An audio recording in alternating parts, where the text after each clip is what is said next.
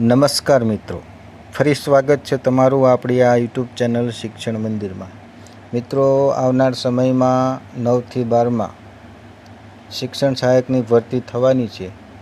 ત્યારે આ ભરતીને લઈને હાઈકોર્ટમાં કેસ થયેલો છે, જેમાં મેરિટના આધારે ભરતી કરવામાં આવે અને બીજું કે 2018-19ની માર્કશીટને પણ માન્ય ગણવામાં આવે તે બાબતની જાણકારી હાલમાં મળી રહી છે. સાચું શું છે એ મને ખ્યાલ નથી, પણ આવી માહિતી સોશિયલ મીડિયામાં ફરે છે મિત્રો.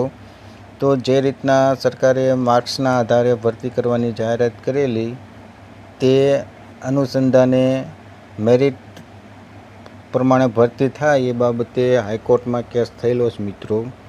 તો આપણે જોઈએ, યુવરાજસિંહ જાડેજાએ પણ ટ્વીટ કરીને કહેલું છે કે આગામી સમયમાં જે ભરતી થવાની છે એ 7,500ની એ ભરતીમાં એક કેસ થયેલો છે અને તેની તારીખ એટલે કે સુનાવણીની તારીખ હવે 3 ઓક્ટોબરના રોજ હાથ ધરવામાં આવશે. તો બસ મિત્રો, હવે 3 તારીખ સુધી વેટ કરો. જે કાંઈ નવી અપડેટ આવશે એ તમને આ વિડીયોના માધ્યમથી મળશે મિત્રો. બસ મિત્રો, આજના આ વિડીયોમાં જે કાંઈ આ ટાટ ભરતીને લઈને હાઈકોર્ટમાં કેસ થયેલો છે તે બાબતનો આ ન્યૂઝ મારી પાસે આવ્યા હતા, તે તમને માહિતી મળે એટલા માટે આ વિડીયો બનાવ્યો હતો.